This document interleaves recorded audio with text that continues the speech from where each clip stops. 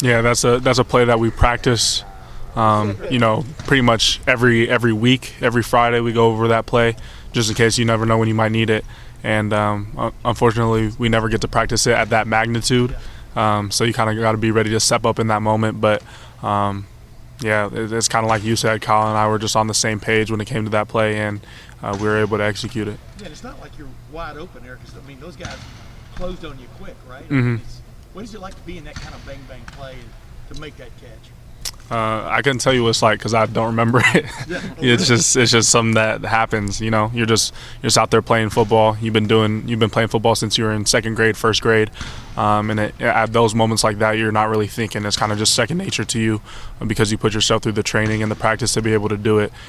So it kind of it happened naturally, and it was something like when I caught the ball. It's those plays you're not thinking about that, and then you're just like, oh, wow, I just did that. What does it do for this team moving forward, especially this offense, to make those kind of plays in the clutch in a game like that? Do you feel like a little different now than you did a week ago? You understand what I'm saying from a group standpoint? Well, to be honest, it doesn't do much for us unless we capitalize on the opportunity that we've been given. We came out with a huge win, a top 10 victory. It's not easy to do. We're going to play other top 10 opponents this year, like Penn State and Team Up North. So it's going to propel us forward in a sense and make us stronger in that way. But so we got to continue to build off this and get better. Emeka, a lot of people talk about dwelling on bad play rather than the good play. You just move on from the good one, dwell on the bad one. Mm-hmm. Do you think more about the two third down conversions on the final drive or the touchdown that wasn't in the first half? Honestly, I couldn't tell you. I'm kind of past Notre Dame at this moment. I haven't really been thinking about the game. I'm on to Maryland, focusing on getting my body right and getting all the people back healthy and watching film and all that type of stuff. So try to move on from things quickly. Emeka, we saw Mark suffer an injury on Saturday. He's out there on the Monarch right now. Do you ever tell him to take a break? No, I don't.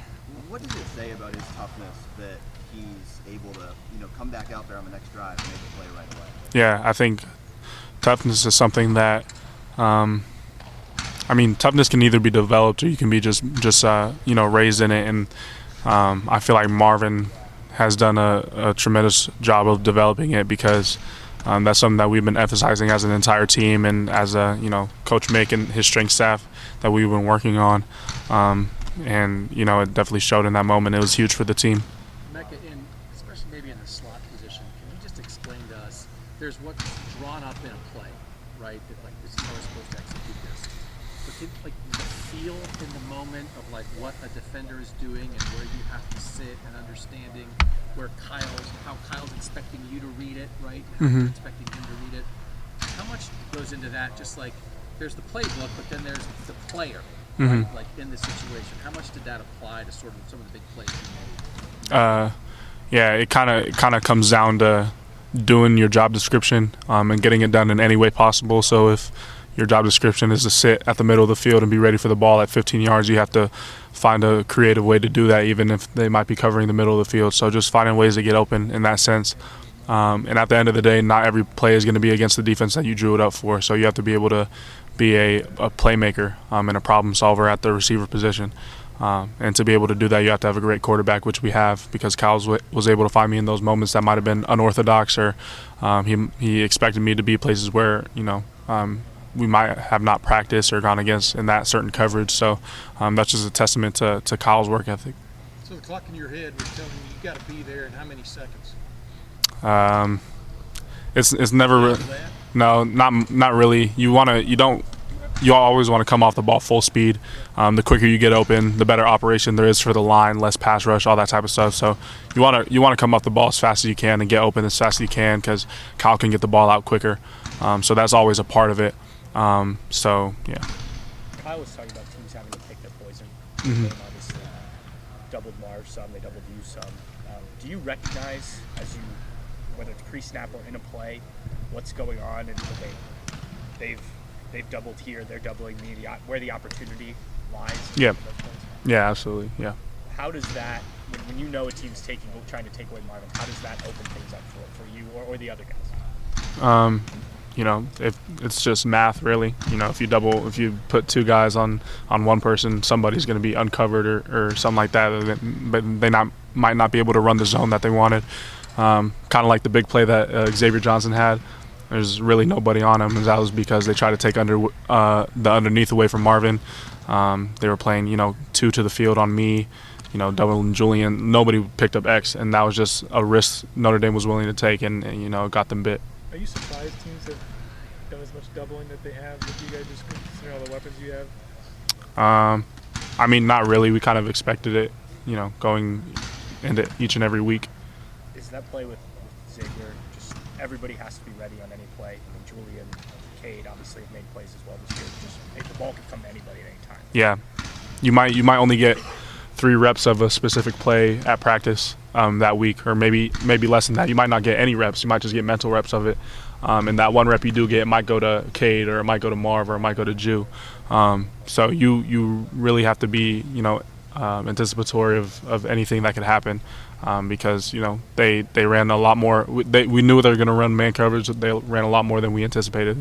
They did it pretty much on every down, except for second and long and third and long type of situations like that. So yeah. On that 3rd and 19, it seemed like Kyle threw before you even turned. Does that chemistry go back even further than this offseason? I know you guys roomed together coming in. How far does this go back, your connection to Kyle? Yeah, it goes back to pretty much when I met him, which was, when we came in as freshmen together. We just put in countless hours on this field right here, just getting better and working our craft, and even working the little nuances of the game, just going through things in our mind, just playing it out, and just talking about all the possibilities and all the things that could happen within a certain play. People talk about his poise and composure and all that, but you guys have been confident in him for that. But to do it kind of on the stage you did it in that last drive, does it make you guys even more confident in Kyle as your guys? I kind of knew that it would just happen.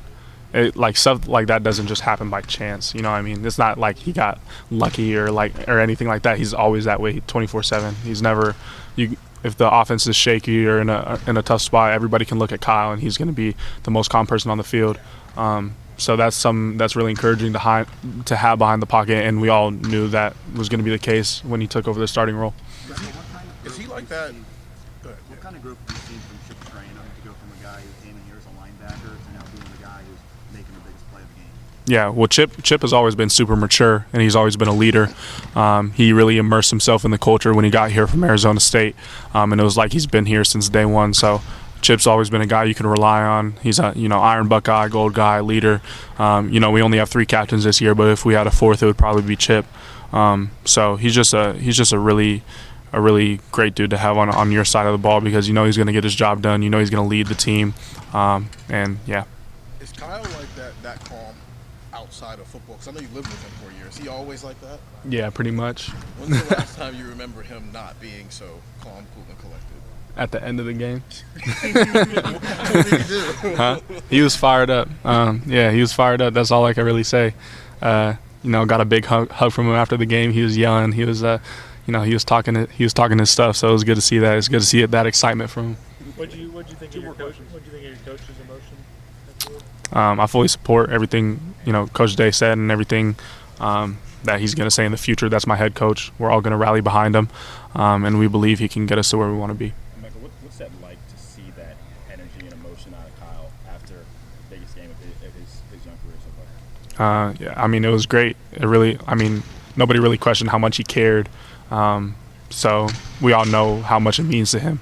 So just to see that kind of come to life, it was just really special. And I'm happy for the team, but I'm extremely happy for him as an individual and him as a friend. On the flip side of that, he's been really good on 3rd down this year. Yep.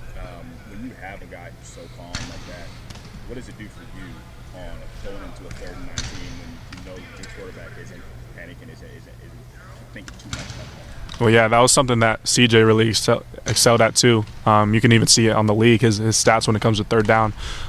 So I think, being cool, calm, and collected is something that Kyle's always had, but that was a trait that even grew a little bit as he learned behind CJ and all that type of stuff. So it's really we never took a step away from 3rd down. And like I said, you can always look at Kyle. Maybe we get a penalty, we get the intentional grounding, or we get a holding, or whatever the case may be. And now it's 3rd and 19. Now it's 3rd and 10. Now it's 4th and 7. And all those plays we never really wavered. We never really shook, because we knew if we just execute and do what we've been practicing, we'd be okay. Where's this offense definitely need to get better in the next 2 weeks? Y'all are off from playing this week. What do you see down the line y'all need to improve on? Probably execution, staying on schedule when it comes to plays, not having, limiting negative plays and penalties, because with the new rule of the clock, and if you look at all the teams that we played this year, they've kind of gone to the ground and pound approach, try to keep the ball out of our hands. There's a crazy stat. We had 8 possessions that whole entire Notre Dame game, and then 7 possessions in the first half of Georgia. So it's just like every play we have out there means more because we have less plays. So we can't get off schedule with any type of plays. We gotta stay on pace. There's an urgency about it now that maybe wasn't even there last year. Right. I mean, from the standpoint of running play. All right. Emeka, thank you so much. You said you're on to Maryland. Of course you should be. But when you win a game like this, like, how does it affect you walking around? Like, you just had an amazing, awesome win. Right. How does that make you feel for a couple days? I celebrated that night, and I was excited, but we're not anywhere near where we need to be, and that win doesn't really mean anything if we lose to Maryland. So, yeah.